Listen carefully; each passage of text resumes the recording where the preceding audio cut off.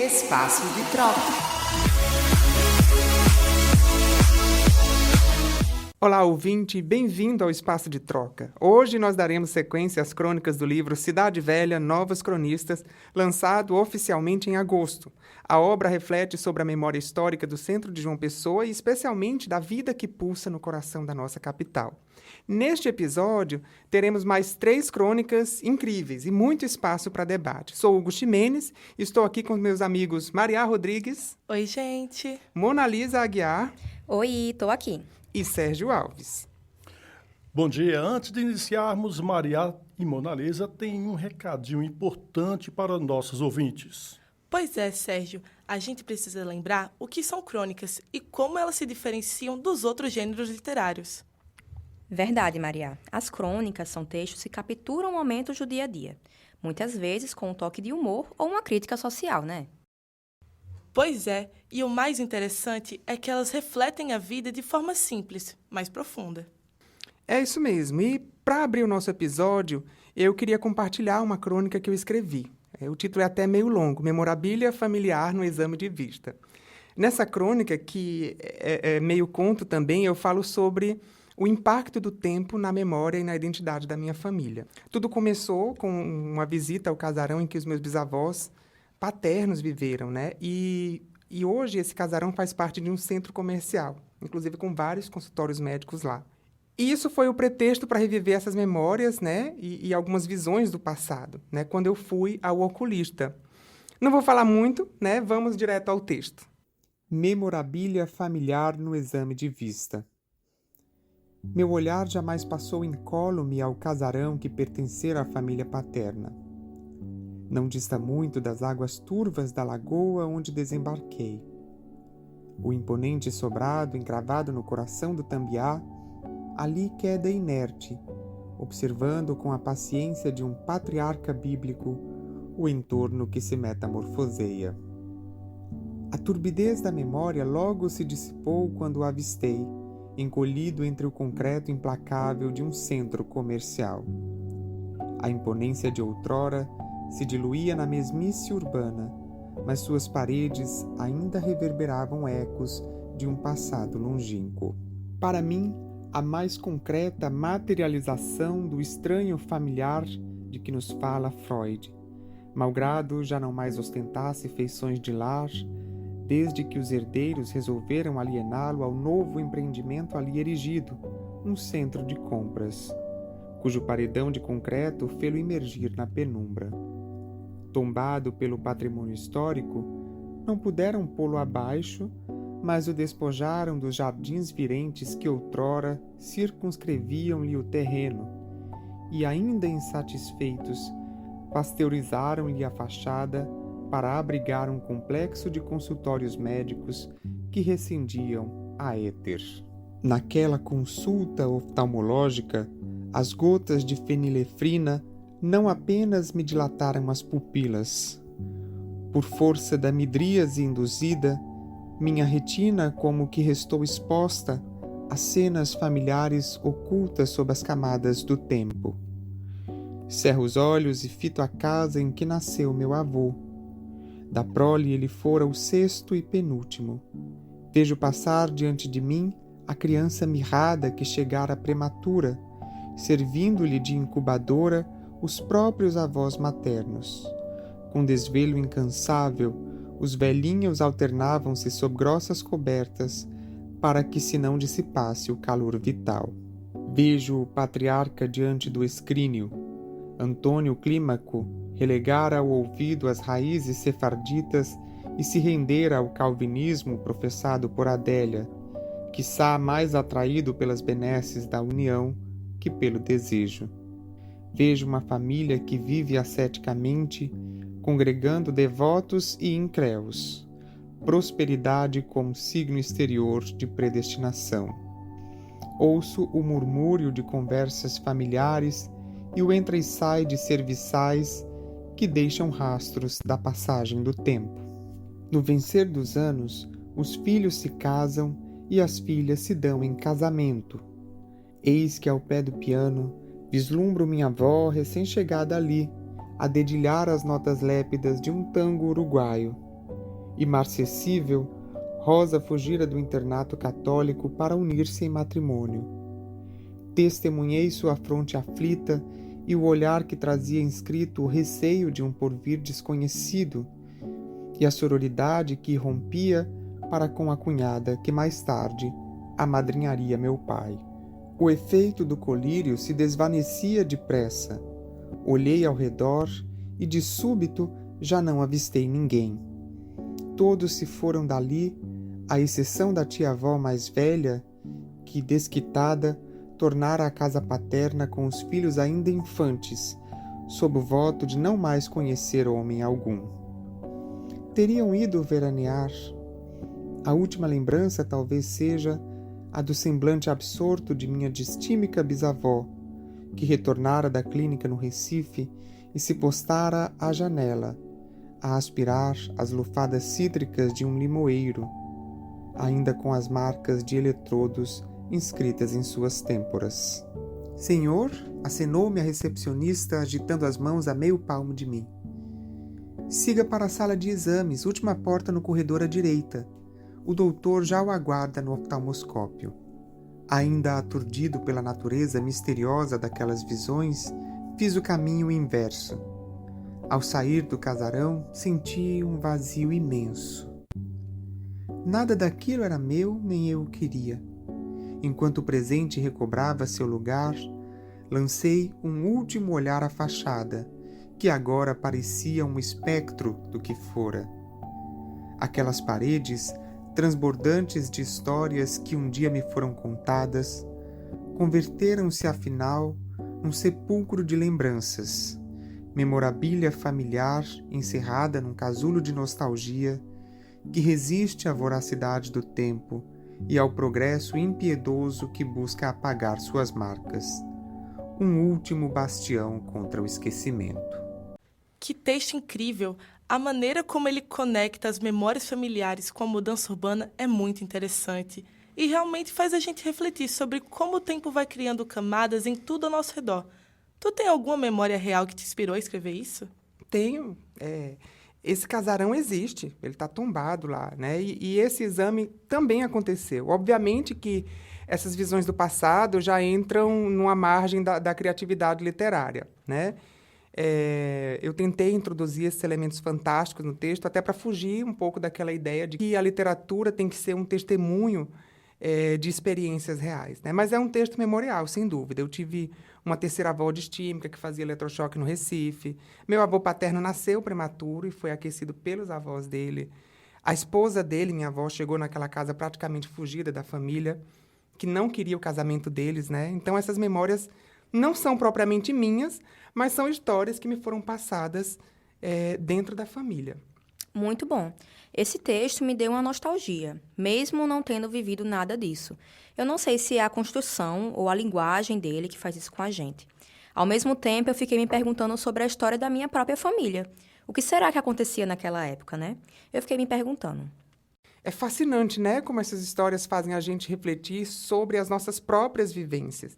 E falando em histórias, vamos agora ouvir Mariá, que também tem uma crônica para compartilhar. Estou muito curioso para saber o que você preparou para a gente hoje. Bom, minha crônica se chama Do Medo ao Sorriso, Parque Solon de Lucena, e assim como a de Hugo, também tem um título grande. Nela, eu falo sobre como a tradicional Festa das Neves em uma noite mudou meu sentimento de medo. E agora, a lagoa virou apenas boas lembranças. Medo eu tive mesmo é da monga. Quando me foi pedida uma crônica, demorei muito tempo para poder pensar nesse dia. E aí, numa conversa sobre a própria monga com um amigo meu, eu tive certeza que eu tinha que falar sobre esse momento tão especial e sobre a minha mudança de opinião em respeito do parque. Agora, vamos para a minha crônica? Eu sempre observei a lagoa de longe, envolta em bambus fedidos e perigo, segundo minha mãe. Cada vez em que segui em direção ao supermercado Hiper Bom Preço, o meu olhar se voltava ao parque e sentia um cheiro desagradável de urina e desejava nunca visitá-lo, por puro medo. 10 anos depois, eu finalmente visitei o Parque Solon de Lucena. Era o dia da Festa das Neves e o parque estava transformado. Nem parecia o mesmo que via de longe durante a infância. Era quase um verdadeiro parque de diversões. repleto de brinquedos, fundi, pipoca doce e salgada e até mesmo o brinquedo do tiro ao alvo estava lá. E no meio de tantas luzes coloridas, o que mais me chamou a atenção foi a monga, a atração mais tradicional da festa.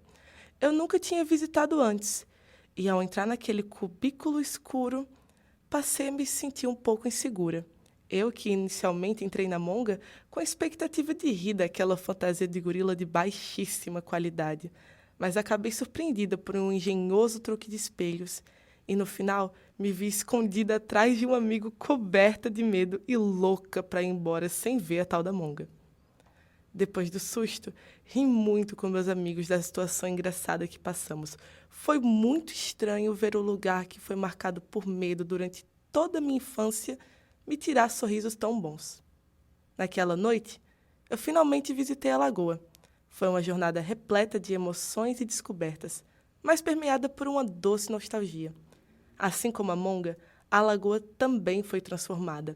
A revitalização não apenas melhorou o parque, mas trouxe experiências únicas para uma nova geração de crianças.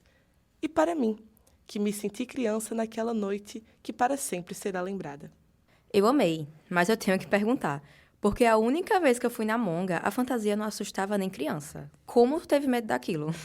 Olha, eu não ia comentar, mas realmente ter medo daquilo é difícil. Quantos anos você tinha? Então, eu tinha 19 anos, não tinha muito do que ter medo não, mas mesmo assim eu tive. Não, amiga, não acredito que tu tinha 19 anos e ficou com medo disso. Melhore, viu? Voltando aqui, gente, mas realmente é muito legal ver a mudança de um lugar que um dia foi considerado até um ponto de violência, né? De vida boêmia, se tornando agora esse ambiente totalmente familiar. E bem, agora nós vamos mergulhar ainda mais nessa temática com a crônica de Mona Lisa. E, além disso, Sérgio vai comentar as fotos que ele mesmo fez durante a jornada dele no Centro Histórico, capturando essa transição entre passado e presente. Assim como a de Mariá, a minha crônica tem o Parque Solon de Lucena como tema principal. A criação veio da união de algumas histórias que pude ouvir ao entrevistar os visitantes daquele parque. Através dessas histórias, eu tentei ao máximo acrescentar um pouco de tudo que pude ouvir sobre o renascimento da lagoa, pelo olhar de cada entrevistado. E assim nasceu a crônica Renascimento do Parque Solon de Lucena. No coração da cidade de João Pessoa, a lagoa era um parque conhecido apenas por histórias passadas, vivenciadas em outras épocas, pois o que se via agora era um reflexo da marginalização e do descaso. Esta é uma história de transformação, contada por João, um agente de trânsito que dedicou 2 décadas de sua profissão a um lugar que muitos já haviam esquecido. Quando João iniciou sua jornada como agente de trânsito, o Parque Solon de Lucena era apenas um território de ninguém, entregue à vida boêmia. Havia o verde, mas as árvores presentes, mais especificamente os bambuzais e ipês, eram espectadores de atos que prefeririam não presenciar. João estava lá, de prontidão, tentando organizar o caos que era o trânsito em torno daquela gigante rotatória em forma de lagoa. Para ele, o parque era como um paciente na fila do hospital, necessitando de cuidado e atenção. João não percebia, mas com o passar do tempo, ele foi se tornando parte do cenário, uma figura já conhecida pelos moradores que viam um guarda como um verdadeiro guardião daquele parque. Após anos de serviço, João pôde ver os primeiros indícios de que a mudança estava começando a acontecer. Não da noite para o dia, mas no lento processo de reforma, alimentado pela prefeitura da cidade, João podia sentir a alegria de cada banco instalado e cada espaço revitalizado no parque. Com isso, foi possível perceber a mudança nos olhos das pessoas que antes passavam por ali desconfiados e agora iam com seus familiares para fazer piqueniques durante os fins de semana. Era possível ver idosos caminhando, crianças correndo e casais vivenciando o parque como ponto de encontro. João vivenciava essa mudança de cenário com um misto de alegria e orgulho, pois ele sabia que tinha feito parte daquela mudança.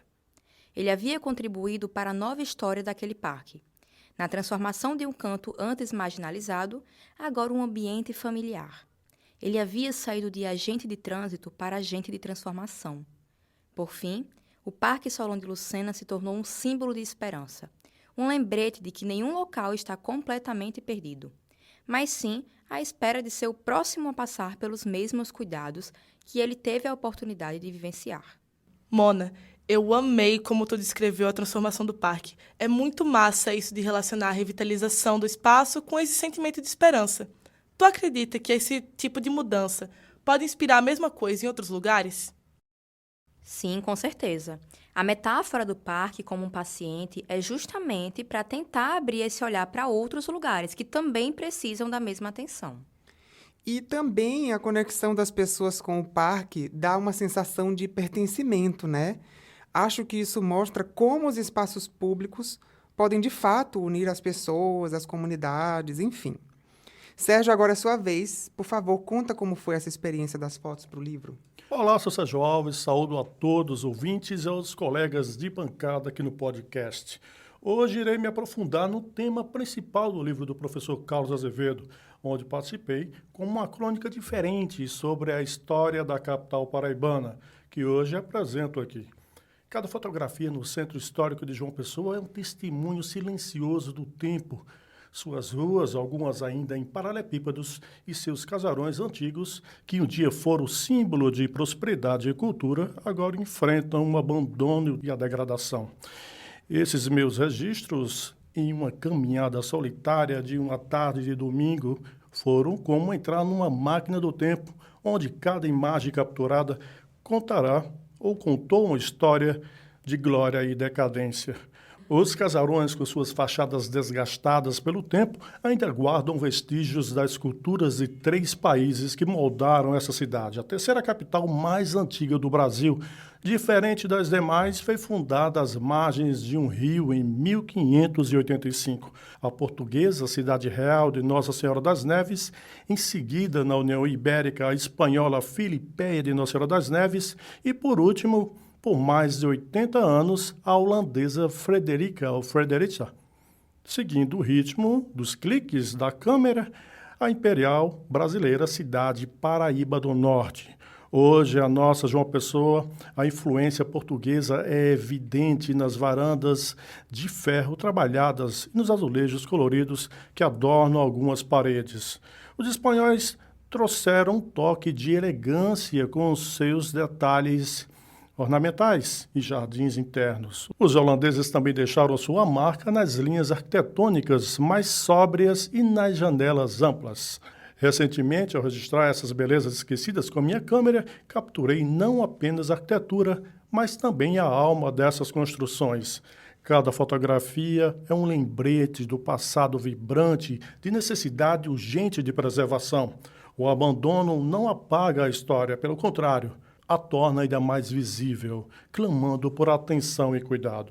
O Centro Histórico de João Pessoa, com suas 3 culturas entrelaçadas, é um tesouro que merece ser redescoberto e valorizado. As fotografias são um convite para que todos olhem além da decadência e vejam a riqueza cultural que ainda pulsa nas paredes desses casarões. Que essas imagens inspirem um movimento de revitalização para que as futuras gerações possam caminhar por essas ruas e sentir o mesmo encanto que um dia foi tão presente. Sérgio, muito bom o jeito que você destaca a mistura cultural de João Pessoa. Cada casarão realmente conta uma história. Nossa, é tão bonito ouvir você falando dessa forma, ficou também até parecendo uma crônica. Tenho certeza que, junto com a gente, você também é um cronista com esse olhar que você teve a partir das fotos que tirou. E é muito legal ver a sua preocupação com essa preservação e é muito, muito, muito triste ver a nossa história ser esquecida dessa forma. Sérgio, eu não sabia que você era tão talentoso na fotografia, né? Inclusive, eu cheguei a ver o Drive lá com todas as fotos. Amei como você usou essas fotos para capturar memórias, né? A arte realmente traz à tona aquilo que nós precisamos valorizar. Como foi esse processo para você de se embrenhar lá realmente no Centro Histórico? Hugo, é o seguinte, primeiro para você aceitar o trabalho que nós fizemos, muito fantástico as crônicas de vocês, né?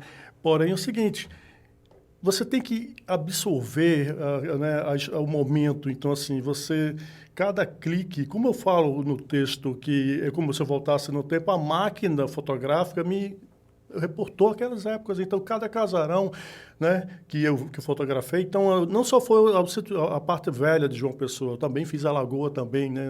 Então, então, assim, a gente tem muito detalhe, muita história, então, essa mescla de culturas, né? Depois, a gente veio a colonização portuguesa, né, e se enraizou, então, assim, né, a cultura africana também que a gente tem, então, não deixa de ser a diversidade do Brasil, é justamente isso. João Pessoa é isso, então faz parte da história, né? Faz parte da história do Brasil, da colonização do nosso país. E quando a gente vê o Sul, né, discriminando o Nordeste, não sabe que o país nasceu aqui. Isso é o que é mais importante, né? Você vê a xenofobia que a gente sofre lá fora. Então, assim, primeiro, a falta de cultura deles. Eles primeiro têm que saber estudar a história e respeitar. Justamente é isso que a gente mais precisa. Perfeito. E falando na passagem do tempo, o nosso chegou ao fim. Mona Lisa, você encerra pra gente? Ah, eu queria mais. E assim chegamos ao final do nosso episódio de hoje. Esperamos que tenha gostado das crônicas e dos debates. Não se esqueça de nos seguir nas redes sociais, @Espaço Experimental UFPB, e deixar comentários sobre o que falamos aqui. Até a próxima! As vozes que você acabou de ouvir hoje são de Mona Lisa Guiar, Maria Rodrigues, Hugo Ximenes e Sérgio Alves. A edição é de Maria Rodrigues e Mona Lisa Guiar, a monitoria é de Gustavo Demétrio e a direção da professora Patrícia Monteiro.